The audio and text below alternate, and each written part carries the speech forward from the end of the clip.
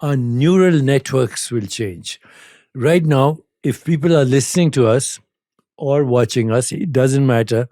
The genes in their frontal cortex are being activated.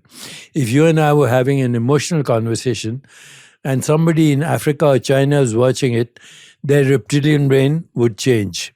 So what this technology is doing is going to leapfrog our biological evolution and all the things that you heard about in yoga, extrasensory perception, knowledge of the future, memory of other lifetimes. We will have access to that. Well, if we don't adjust, we become extinct. So you see, humans are different from every species only for two things. Well, other than walking upright and wearing clothes, we use language, and now we have large language models. And the two, and we are storytellers, but there's something even deeper. We are tool makers. Even in Stone Age, we had tools. But every tool has two things. A knife, you can kill a person. In a surgeon's hand, it heals you. So you can't get away from both. The other thing is, once the technology is born, you can't take it back. It's like a child that's born. You can't return to the womb. So either you adjust, that's very Darwinian, you adapt, or you become irrelevant. So now how do we adapt? How do we cope? But not only how do we cope, how do we make it sacred? I went to AI, I said, solve the Gaza problem for me.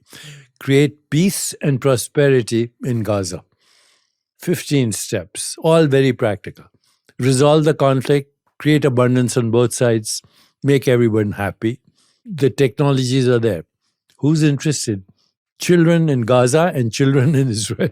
Talk to the leaders. They're not interested because this is how they get power. So unless there's a critical mass of people shifting in consciousness, next time I come on your show, I'll show you a video game that I've created for children that gives them brownie points, and they can buy more video games if they breathe, if they do yoga, if they activate their vagal nerve, if they use creativity. So you can take the mundane tasks for AI and you can unleash the creativity of the next generation. Let's look at the legal profession.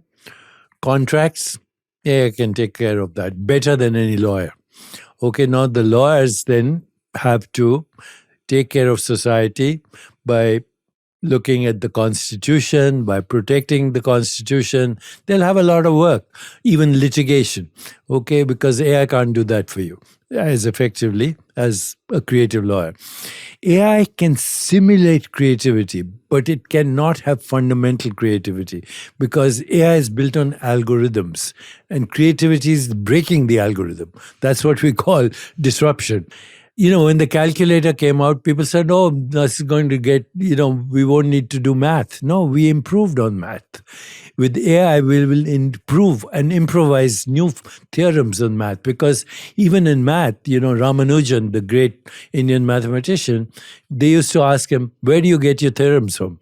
And, he was in Cambridge. He would say, the goddess Saraswati gives them to me. And they'd all roll up their eyes. Bertrand Russell thought he was crazy, but he was flummoxed by him. He didn't know how to handle this. Indian guy was in his 20s and he was coming up with theorems that they couldn't prove, but they were true. So, as we embark on this adventure with AI, we will also know the limitations of AI and how we can enhance our creativity with the tools AI gives us, but AI cannot have that creativity.